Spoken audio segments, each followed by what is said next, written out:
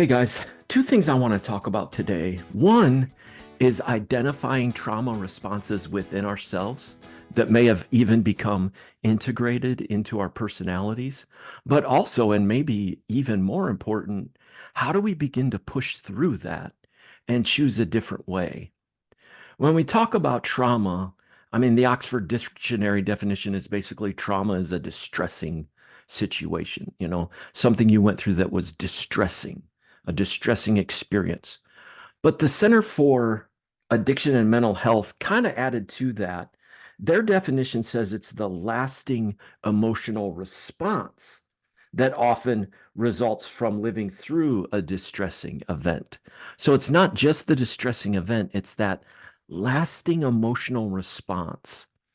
When I think about trauma, I think about it as an activating event that supersedes our ability to deal with it mentally and emotionally. And I like that definition because, in a way, you and I could have gone through the exact same thing, but it would be much more traumatic for me than you because it superseded my ability to process it.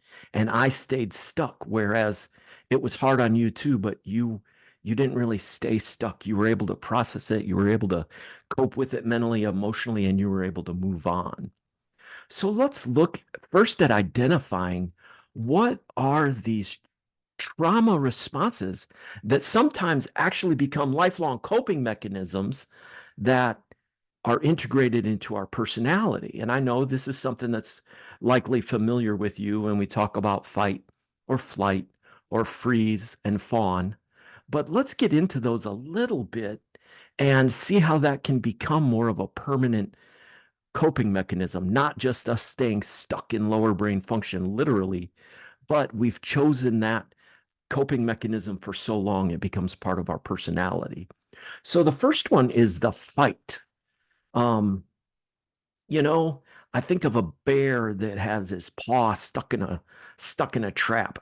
You might come and try to help that bear, but I guarantee he's going to swipe at and growl and try to bite anyone that comes to help him because he's hurting and he wants to fight his way out.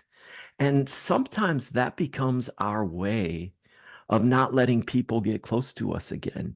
If I fight, if I put up a barrier, I don't have to let you get close to me again. So oftentimes we've just learned how to answer life's problems being very negative, critical, judgmental. Um, we put up this barrier because we don't want anyone to get close to us. We become jaded, and maybe you've heard that acronym before. We justify, argue, defend, and explain, right? I have to justify myself, and I always want to argue and defend why I did this and explain myself. But sometimes that fight mode, we almost get stuck in a pattern of rage. Kind of what this one counselor I heard say, kind of this F my life. We get this F my life sucks, and just kind of this jaded personality. And really, what's sad is that when that becomes integrated into our personality, we put up this really tough exterior, but it's really because we don't want to get hurt. And so, we tell it like it is, and we've got control issues, and we don't mind upsetting the apple cart. That's this fight mentality. But really, we put all that up as a defense mechanism so we won't get hurt again. But kind of the opposite of fight is just flight. Those of us who've gone to drugs or alcohol or pornography or gambling or eating or any other compulsive behavior, you know very well this idea of flight. Life is hard, so I'm going to escape it. I'm going to turn the other way and I'm going to anesthetize the pain with my drug of choice or my compulsive behavior. And that is definitely this flight. I'm just going to run from it. I'm not going to face life. And in a way, it makes sense. Like, I don't want to have to feel these feelings. And so I will overcome my senses with this dopamine rush that I get from my substance abuse or compulsive behavior. But what's interesting about the flight scenario is Sometimes flight people, they are take action people. They're very reactive, and they try to become overachievers. But again, all of this is so that we don't have to feel our feelings. We'll think about our feelings, but we won't actually process our feelings.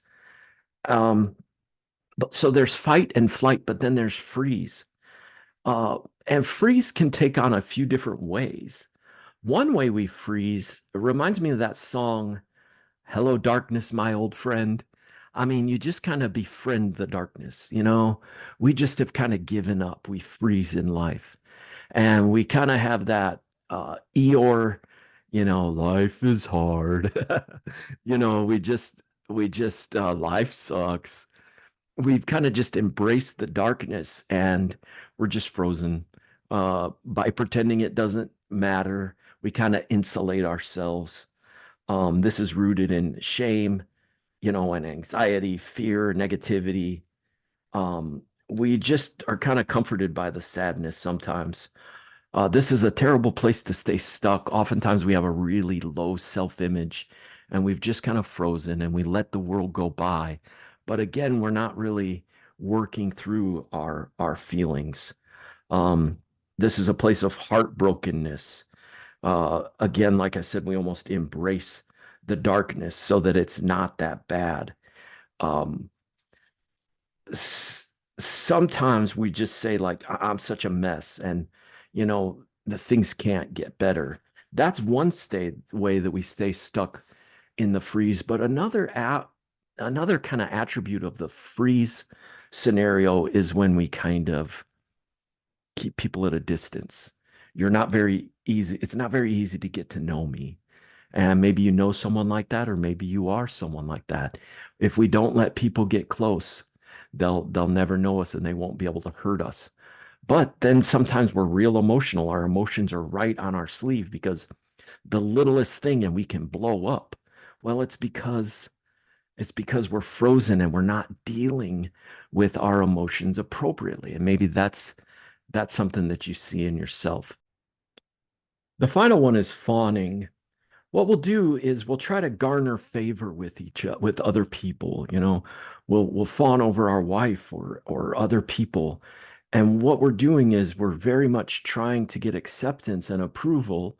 But just like all the others, what we're trying to do is protect ourselves from getting hurt. I don't want to get hurt again, so I want to make sure everything's okay.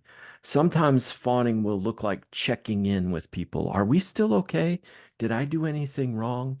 Or maybe you'll find yourself constantly apologizing when it's not really necessary, over apologizing.